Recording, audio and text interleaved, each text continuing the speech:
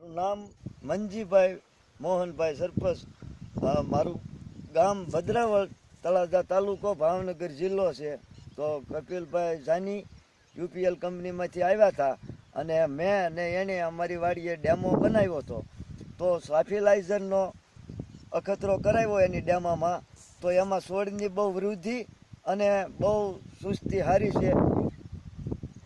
મંજીભાઈ, હા, આ સાફિલાઇઝર તમે વાપર્યું, તો હવે તમને આમ કેવું લાગ્યું? સારું છે.